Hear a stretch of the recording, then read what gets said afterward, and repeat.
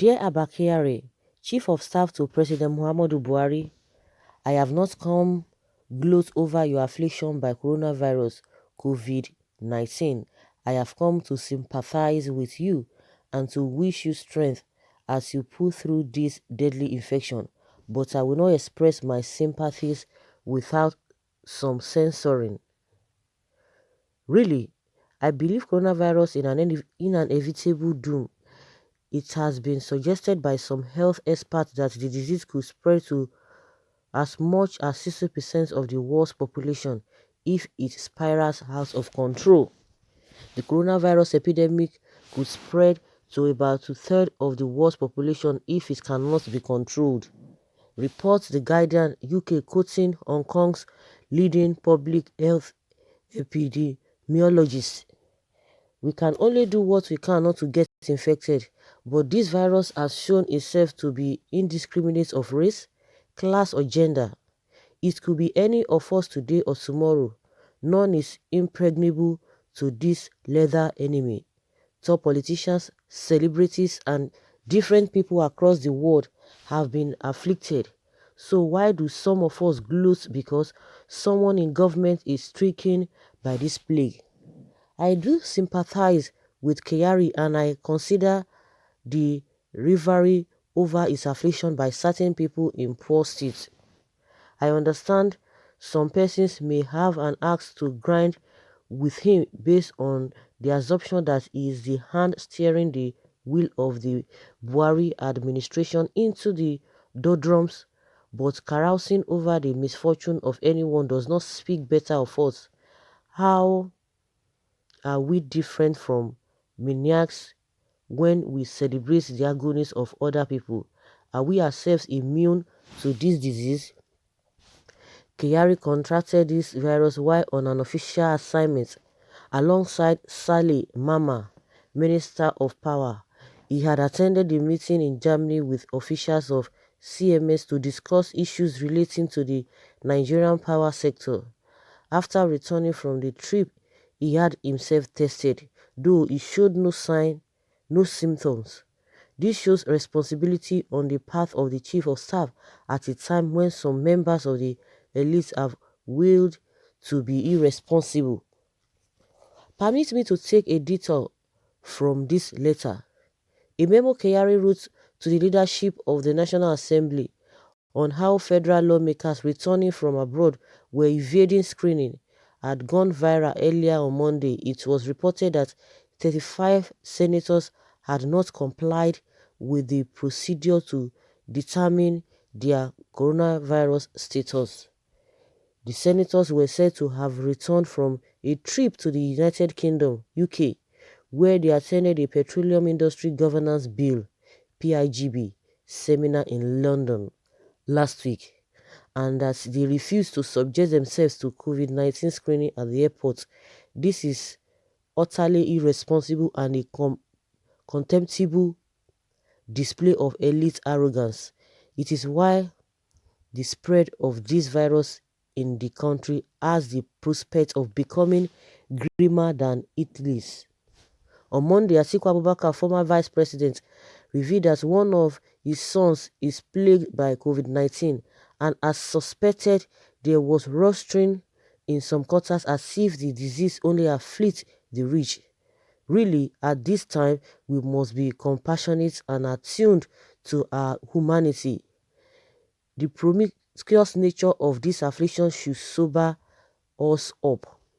Nevertheless, I believe the Buhari administration, of which Kyari is key part of, should have done more to protect the country from the spread of this infection. At the time when countries across Africa were taking measures to contain the diffusion of the disease into their territories, Nigeria did nothing. There was nothing on the ground, even while the Minister of Health was bragging that we could tame this beast. The isolation center in the Federal Capital Territory (FCT) was not ready, and there were no isolation units across the state. A 70-year-old woman suspected to have COVID-19 in Enugu was dumped in a dungeon at a hospital where she reportedly died from poor treatment, even though she tested negative for the virus posthumously. As a matter of fact, it appears we waited to be afflicted before preparing to contain disease while it was ravaging countries across the world. The danger was ominous, but we were not preemptive. And while Chad and a few other countries banned flights into their areas when they envisioned this threat, Nigeria slumbered even while citizens demanded immediate restrictive action. It has been suggested that the reason for this was insular, to allow the return of the children, families, and cronies of some members of the elite, an action which now puts everybody in jeopardy. But again, I believe restricting flights from high-risk countries could have attenuated, not eliminate the threat. Most of the hosts of the virus are Nigerians returning from abroad, and it is illegal to stop them from returning to their own country. That will be a breach of their fundamental rights as citizens of Nigeria. But dear Kyari, I really pray you survive this affliction. I believe you will, and you will. When you come around, push for deliberate action on and sustained investment in the country's palace health sector. This should be an epiphany for us all. When it comes down to it, home is home. We must build Nigeria for Nigerians. We must build Nigeria for Nigerians. Oh my goodness. Hmm. This is food for thought. Food for thought. In my opinion, with this letter written to Abba Kyari, and this article is coming from domestic politics. Domestic politics is really food for thought. Of course, a lot of us who have been speaking, who have been talking, no one is mocking anybody. Nigerians have been crying that we should put our house in order. These people never bothered. These people don't bother. The same thing we've been talking about. That if maybe after this whole thing, after this whole saga, these people will have a kind of a rethink. It will be a better thing. Like he said that if he could come out of this, definitely he will definitely come out. He will definitely come out. But one thing is that we did have a change of heart because the same thing happened to Buhari. Even worse things like this happened to Buhari. He was sick for how many years? He was in London. And yet, this man came back. With that, everybody was thinking. I was thinking that with this one alone, this man will be moved to do something in this country as far as health sector is concerned. But what do we have? Nothing. Nothing. They just boned everybody. They are less concerned. They are really, really less concerned. So what do we call that? If the president who had gone through what he went through and at the end of the day could not even stand his feet on the ground to say no, if it is only health sector I'm going to go deliver in my administration, so be it. But what do we have? We still have his children, we have his wife going in and out of the country. Is a matter of class. They don't care. They don't bother. The worst part of it is that all these our leaders at their old age, you would think that they have known better. You would think that yes, they are not younger people. They have seen enough in this life. They would think about the future of the country, the future of the masses. But what do we see? Nothing. Arrogance of the highest order. From insinuations from many quarters that they refuse to close the border because of a sentiment. You can imagine the arrogance some of the lawmakers are exhibiting. That is what has been happening. The laws made in this country are not for them. They are for the commoners, like they always use. Who am I? Who are you? Do you know who I am? That is their language. Do you know who I am? But see now all of them are running papa papa papa papa. The poor Nigerians that will still put themselves, they will not have a means to go anywhere. They are the ones. I hope the masses will not be affected because they know nothing. With the poor state of this country, these our leaders don't care. No one is mocking them. The reason why a lot of people are rejoicing is that yes, they cannot travel again. Believe you me, if it were to be something that they could avoid, these people will not tell us what is happening.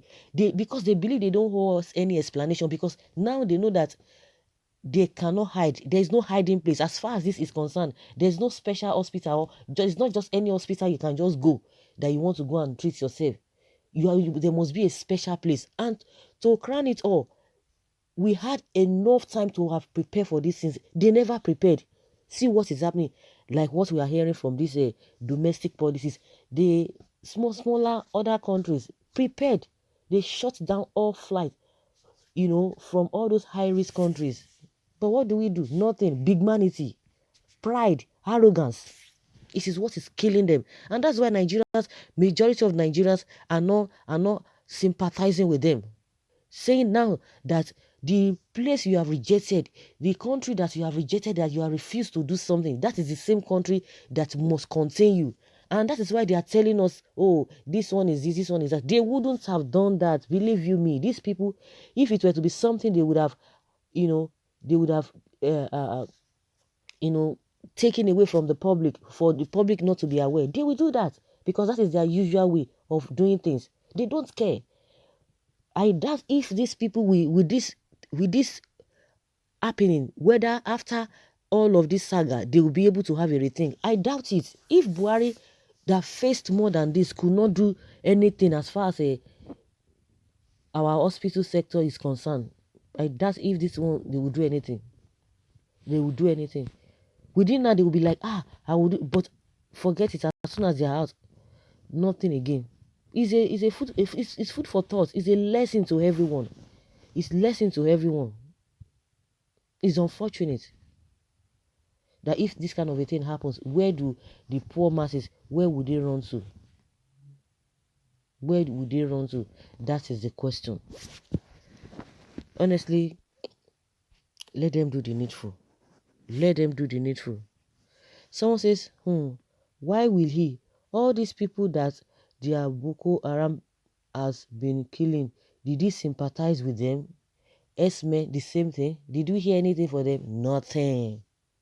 Dear writer, you are too kind. Nobody but them any consequence whatsoever. You cannot rule a country that way. It is not possible. There has to be some empathy for those you are supposed to be leading. But there was none. See the results now. May God Almighty heal the land and purge the nation and indeed the whole world of this evil scourge. And let all right-thinking people realize that God is the owner of all. I like and cherish Niger once in grammar, but writer of this piece should know that one public service is better, no public office is better to be serving the public. Permit me to say, even with contributions of Balewa, Sadana, Zik, and Awu, Nigerians find one or the other to talk badly against them, and by all standard, they were said to have done very well in their time. But can anyone say the same of Abba Kyari? No, I pray he survived this and have a rethink about his doings.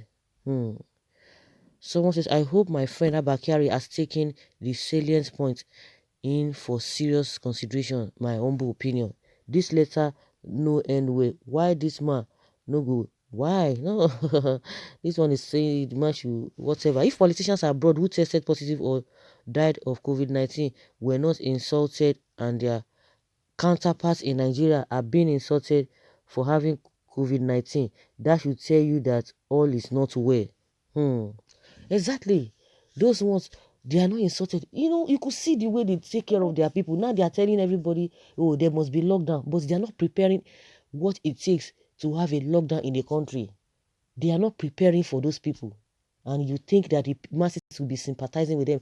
Do you understand what it means for people who have been going through what people have been going through in the hands of herdsmen? Do you know what it means? We've been crying day in, day out. These people are not responding. They are not saying anything. Oh, this writer, I understand where you are coming from, but you should understand where Nigerians are coming from. Do you know how many lives, how many families have been brutally, their lives have been brutally taken away? Do you know? Do you know? Do you know? Oh my goodness. Oh my goodness. What is this? What is this?